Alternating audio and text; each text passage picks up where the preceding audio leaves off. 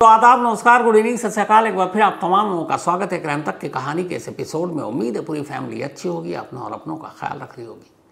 एक शख्स अपने घर में किचन के अंदर 1 साल तक दफन रहा और किसी को भनक तक नहीं लगी। उसी किचन में उसकी पत्नी महीनों खाना बनाती रही। 2 बच्चे थे घर में, वही खाना उस किचन में जो बन रहा, बच्चे भी खा रहे हैं, किसी को पता ही नहीं चला। फिर एक रोज़ इस घर में एक नया किराएदार आता है, किराएदार भी परिवार वाला। अब किचन में ही खाना बनेगा, तो महीनों उस घर के किचन में फिर से खाना बना। एक नया परिवार किराएदार का, वो वही खाना खाता रहा। जिंदगी रोज़मर्रा की तरह जीते रहे, लेकिन भनक नहीं कि जिस किचन में खड़े होकर वो लोग खाना बना रहे हैं, उसी किचन में टाइल्स के नीचे एक शख्स दफन है।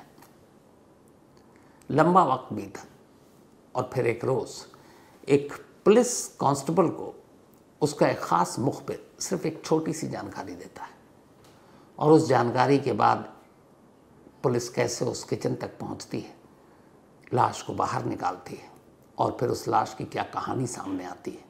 पेश है पूरी कहानी।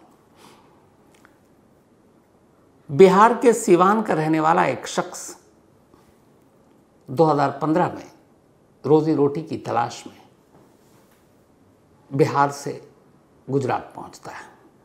अकबर अली अंसारी नाम का एक शख्स जो बिहार के सिवान इलाके में रहा करता था, 2015 में नौकरी की तलाश में अहमदाबाद पहुंचता है, गुजरात।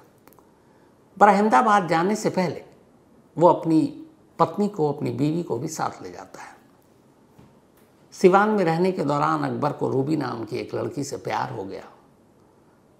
फिर दोनों के घर वालों की रजामंदी से इनकी शादी हो गई। अब अकबर और रूबी दोनों खुश थे। शादी के बाद जिम्मेदारी बढ़ी, तो अकबर ने कहा चलो अब नए शहर में चलकर नौकरी ढूंढते हैं और वही अपनी नई ज़िंदगी शुरू करेंगे। रूबी भी खुशी खुशी साथ अकबर के साथ अब वो अहमदाबाद में अपना इन्होंने एक छोटा सा आशियाना बसाया। धीरे धीरे वक्त बिता, इन्हें 2 बेटे हुए। सब कुछ ज़िंदगी में ठीक चल रहा था। 2024 का साल आता है, 2024 करीब मार्च अप्रैल का महीना। एक रोज़ अचानक अकबर गायब हो जाता है।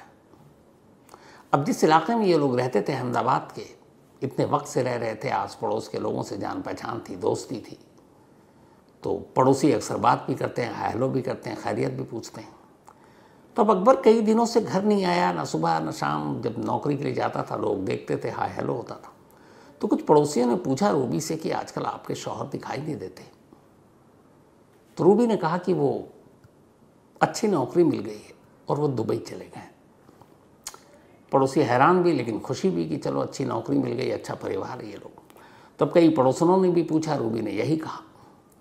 अब इसके बाद हर एक को पता चल गया कि अकबर दुबई चला गया। इसमें कोई शक की बात थी नहीं, बहुत सारे लोग नौकरी के लिए जाते हैं। धीरे धीरे वक्त बीता। फिर अचानक महीने 2 महीने के बाद इस घर में ताला लग गया, जिस घर में अकबर और रूबी रहा करते थे। पड़ोसियों को बड़ी हैरत हुई। तो एक रोज़ अपना कुछ सामान लेने के लिए रूबी आई, तो उसने पूछा पड़ोसियों ने कि यहाँ पे आप कहाँ गए। तो उन्होंने कहा चूँकि अब अकबर चले गए हैं दुबई, तो यहाँ बच्चों के साथ क्या रहना, तो वापस सोच रहे हैं हम लोग घर चले जाए। ये बात भी बड़ी जेन्युइन सी थी। खैर, अब वो घर खाली है। 2-3 महीना और बीत जाता है। फिर अचानक एक रोज़ एक नया परिवार किराएदार की शक्ल में उस घर में दाखिल होता है। पड़ोसी से बातचीत होती है तो पता चलता है कि रूबी ने ये घर किराए पे दिया है। अब नया परिवार, हस्बैंड वाइफ बच्चे उस घर में आकर रह रहे हैं। धीरे धीरे वक्त बीता, साल से ऊपर हो गया।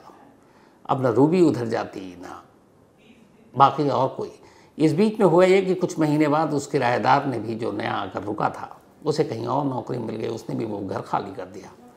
अब एक बार फिर से घर पर ताला जड़ गया। अब उस घर में कोई नहीं है। वक्त बीता धीरे धीरे। इसी दौरान में अभी जून जुलाई में एक रोज़ अहमदाबाद के इसी इलाके में एक सिपाही कहीं से गुजर रहा था। एक उसका मुखबिर था। वो मुखबिर उसके पास आया और उसने कहा साहब आपको एक खबर देता हूँ। उसने बार बताओ। उसने कहा फलाने मोहल्ले में एक शख्स रहता था अकबर, और करीब साल 1.25 साल से वो गायब है।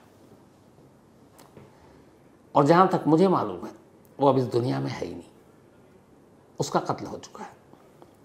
जब पुलिस वाले ने ये सुना तो बोला कि यार ऐसे सिर्फ एक शख्स गायब है और कत्ल हो चुका, हवाई बातें, कोई सबूत दो।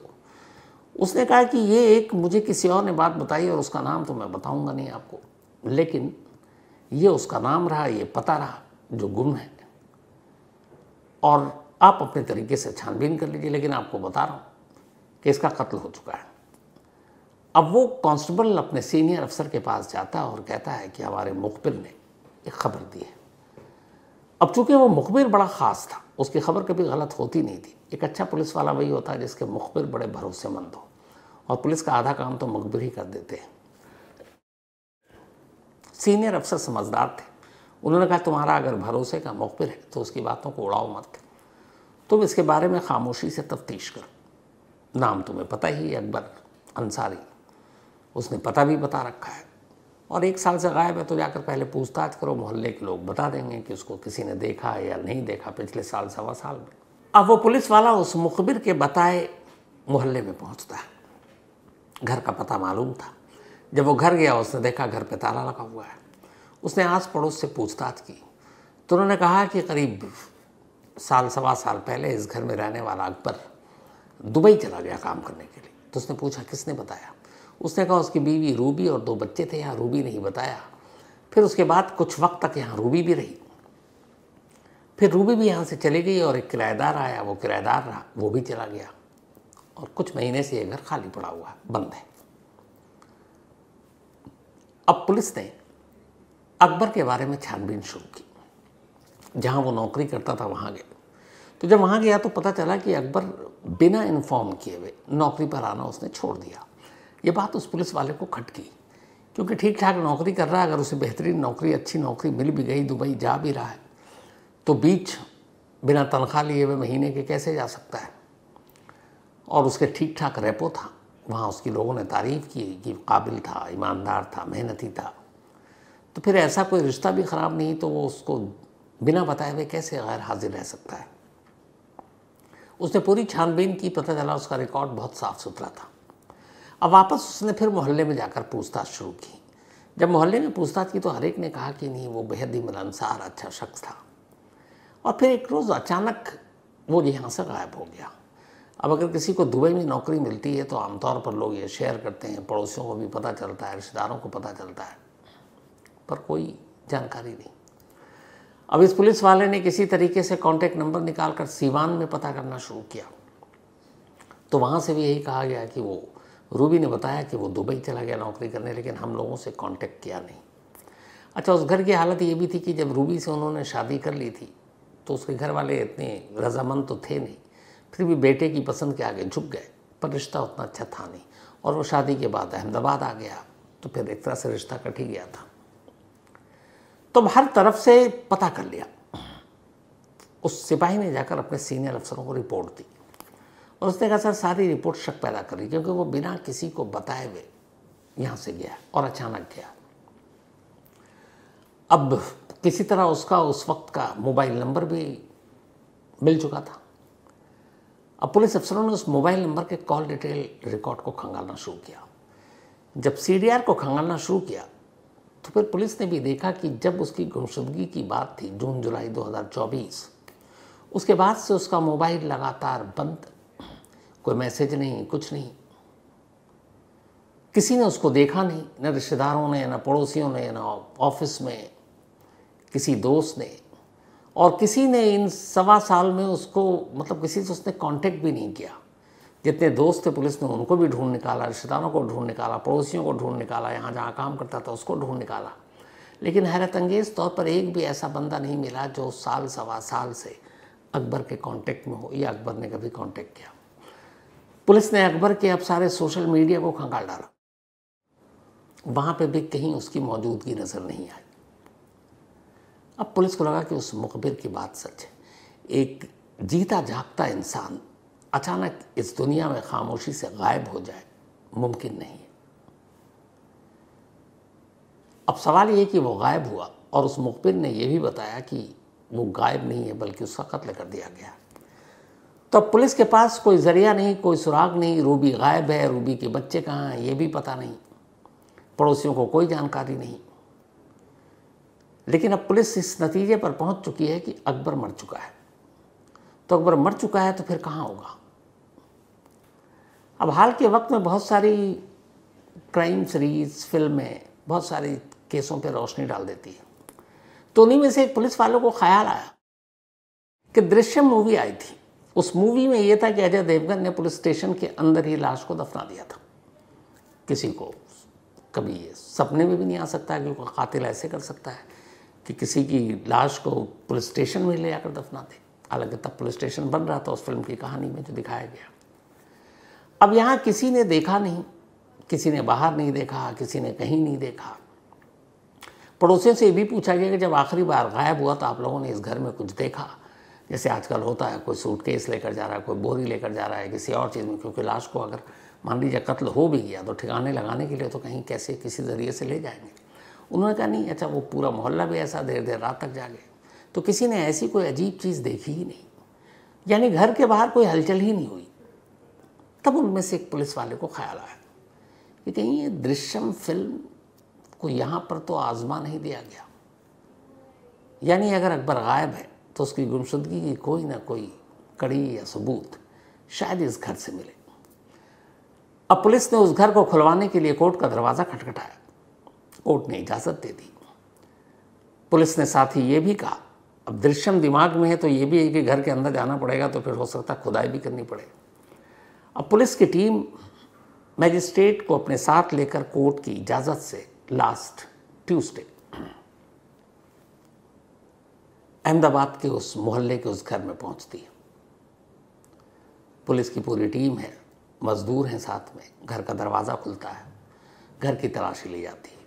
घर महीनों से बंद था, धूल मिट्टी थी और देख कर लग रहा था कि यहाँ कोई आया भी नहीं है। अब पुलिस ने एक एक कमरे की तलाशी लेनी शुरू की। कहीं कोई ऐसी चीज़ नहीं मिली। बेड को हटाया गया, ज़मीन के फर्श को टटोला गया, दीवारों को टटोला गया, घर के पानी की टंकी को टटोला गया। लेकिन उस पुलिस वाले के दिमाग में चल रहा है कि कहीं अगर ये मर्डर है और जिसकी ज़्यादा गुंजाइश है तो फिर लाश कहीं बाहर नहीं ले जाएगी, और अगर यहाँ पे लाश नहीं है तो फिर इसका मतलब है कि मामला कुछ और है। तो इसी लाश की उम्मीद में पुलिस ने इस घर का दरवाज़ा खोला था।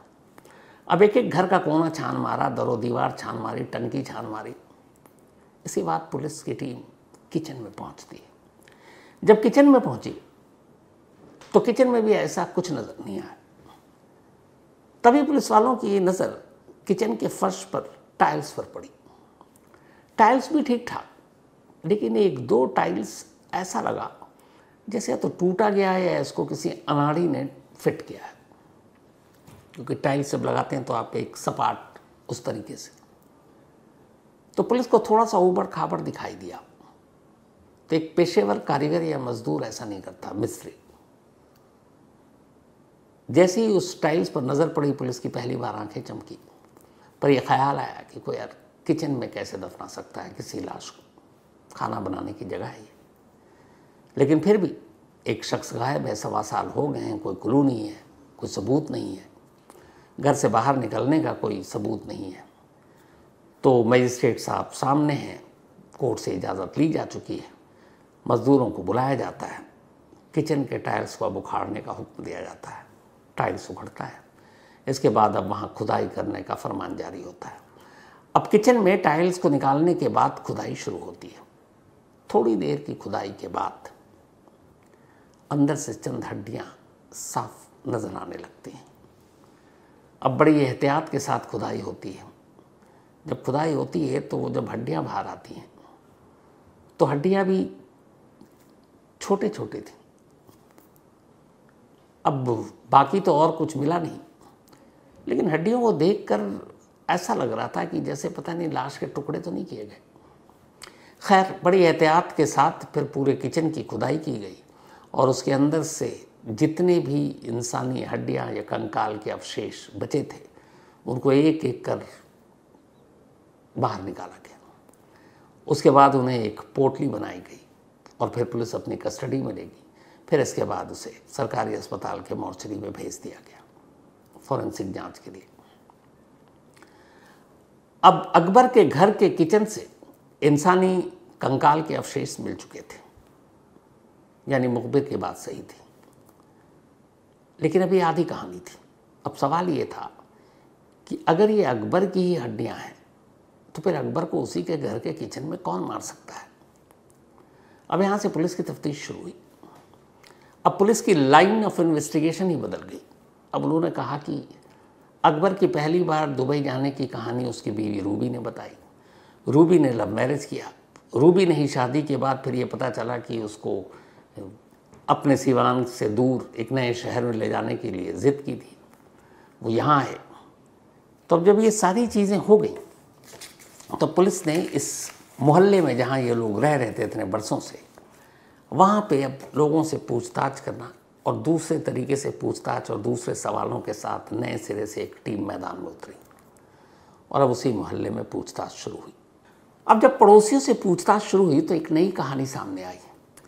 पता चला कि रूबी के पड़ोस में एक शख्स रहा करता था जिसका नाम था इमरान वघेला। इमरान वघेला की इज़राइल अंसारी यानी कि अकबर अली से भी अच्छी खासी दोस्ती थी। फिर धीरे धीरे घर आना जाना भी हुआ और इसी दौरान में इमरान वघेला और रूबी के बीच इश्क परवान चढ़ने लगा। अब जब अकबर ड्यूटी पर जाता तो इमरान वघेला अक्सर रूबी के पास पहुंच जाता घर पर। पड़ोसियों ने भी कई बार देखा इन दोनों को आते जाते। धीरे धीरे ये बात सुगबुगाहट से होते हुए अकबर के कान तक पहुंची। एक रोज़ अकबर ने इमरान वघेला को अपने पीछे में अपने घर जाते हुए देख लिया। इसके बाद उसकी रूबी से लड़ाई हुई। रूबी को उसने समझाया कि देखो हमारे 2 बच्चे हैं, तुम जिस रास्ते पर जा रही हो वो गलत है। लेकिन रूबी नहीं मानी। इमरान के साथ उसके रिश्ते कायम रहे। धीरे धीरे वक्त बीता। अकबर हमेशा उसे समझाता और डांटता, लेकिन रूबी पे कोई असर नहीं पड़ता। अब रूबी को भी ये लगा कि सारी सच्चाई सामने आ चुकी है। उसका शौहर उसे लगातार डांट रहा, उस पर अब शक भी करता है, जब तब वक्त से पहले घर आ जाता है। एक रोज़ उसने इमरान वघेला से कहा कि ऐसे कब तक चलेगी हमारी ज़िंदगी। तो उसने पूछा क्या करें। तो उसने कहा कि देखो मैं एक नए शहर में हूँ, अहमदाबाद में, अपने घर परिवार से बहुत दूर हूँ। अगर अकबर हमारी ज़िंदगी से हट जाए, बल्कि इस दुनिया से ही निपट जाए, तो किसी को पता भी नहीं चलेगा। इमरान वघेला भी रूबी की इन बातों में आ गया। उसने कहा ठीक है।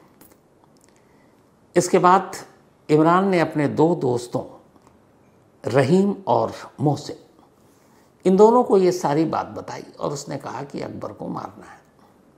2024 में ये तीनों एक रात रूबी के घर पहुंचते हैं। अकबर घर पर था।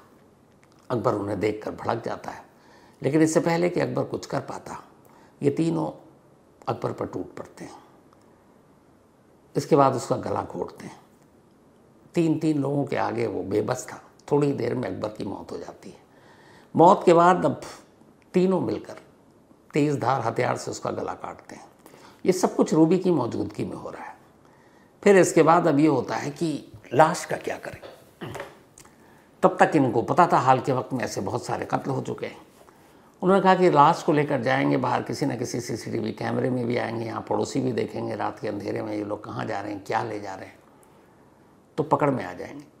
सूटकेस और बैग वैसे ही आजकल लोगों की ध्यान अपनी तरफ खींच लेता है। तभी इनमें से एक को ख्याल आया कि दृश्यम फिल्म में ये दिखाया गया था कि लाश को बाहर ले जाना रिस्की होता है, तो क्यों ना घर की बात है घर में ही दफन कर देते हैं, किसी को पता भी नहीं चलेगा। रूबी ने कहा ये आइडिया ठीक है। अब ये हुआ कि घर में कहाँ, तो फिर हुआ कि किचन ऐसी जगह है जहाँ जिसका ध्यान बहुत लोगों का कम जाता है और आमतौर पर जब मेहमान या बाहर के लोग आते हैं तो किचन तक उनकी पहुँच भी नहीं होती है, क्योंकि आमतौर पर किचन में कौन मेहमान जाता है। रूबी की ये बात इन लोगों को जच गई। इसके बाद इन लोगों ने तमीज़ से टाइल्स हटाए। इसके बाद गड्ढा खोदा, लाश के टुकड़े किए ताकि छोटे छोटे टुकड़े उसमें डाल सके। फिर छोटे छोटे टुकड़े करने के बाद उस गड्ढे के अंदर डाला, फिर मट्टी भरी। फिर इसके बाद नेक्स्ट डे आए सीमेंट और बालू के साथ, वापस टाइल्स को इन्हीं तीनों ने फिट किया और सब कुछ करने के बाद वहाँ से निकल गए। अब इनके जाने के बाद नॉर्मल, अब रूबी उसी घर में, उसके दोनों छोटे छोटे बच्चे उसी घर में। अगले कई महीने तक रूबी उसी किचन में उसी टाइल्स पर खड़ी होकर खुद के लिए और अपने बच्चों के लिए खाना बनाती और खाना खाती, जैसे कुछ हुआ ही नहीं, जैसे वो जहाँ खड़ी हो उसके नीचे कुछ है ही नहीं। जिससे उसने प्यार किया था उसी के लाश के टुकड़े करवाकर अपने ही रसोई, अपने ही किचन में वो उसे दफना चुकी थी और उस किचन में तन्हा खड़ी होकर खाना बनाती रही महीनों। और अब कोई रोकने टोकने वाला था नहीं। इमरान वघेला से भी खुलकर मिलने लगी, लेकिन कहीं ना कहीं डर तो होता है। बाद में उसे एहसास हुआ कि कहीं किसी रोज़ इस दफन लाश का सच बाहर ना आ जाए, तो इसलिए अब इस घर को छोड़ देते हैं। फिर वो इमरान वघेला के कहने पर एक दूसरे घर में पहुंच गई। कुछ वक्त तक घर खाली रहा, फिर उसने कहा किराएदार को दे देते हैं, फिर उसने किराए पे लगा दिया, फिर वो किराएदार भी चला गया और ये घर खाली पड़ा रहा। कहते हैं कि जो इमरान वघेला के बाकी दो दोस्त थे, रहीम और मोहसिन, इनमें से ही एक ने किसी जगह पर खड़े होकर अकबर के कत्ल और की बात बता दी कि वो गायब नहीं, उसका मर्डर हो चुका है। और वो मुखबिर उस वक्त वहीं मौजूद था और उसी मुखबिर ने जाकर उस कांस्टेबल को ये बात बताई और फिर ये सारी सच्चाई सामने आई। इसके बाद सबसे पहले पुलिस ने इमरान वघेला को अभी ट्यूसडे को पकड़ा, फिर उसके बाद रूबी पकड़ी गई, रूबी के साथ फिर रहीम और मोहसिन, इन सभी को पकड़ा गया। इमरान वघेला ने अपना जुर्म कबूल कर लिया, उसने पूरी कहानी बता दी, जो कहानी मैंने भी आपको सुनाई। अब ये सभी पुलिस कस्टडी में हैं, पुलिस हिरासत में है, इनसे पूछताछ हो रही है। किचन से बरामद कंकाल के अवशेष और उन हड्डियों को फॉरेंसिक इन्वेस्टिगेशन के लिए भेज दिया गया है, उसकी रिपोर्ट आ ही जाएगी। साल सवा साल से सोचिए, गुम शख्स अपने ही घर में दफन और किसी को पता नहीं, लेकिन एक मुखबिर की वजह से ये पूरा केस खुल गया। कई बार बड़े बड़े केसेस ऐसी छोटी छोटी जानकारियों से खुल जाते हैं। तो ये थी आज की कहानी।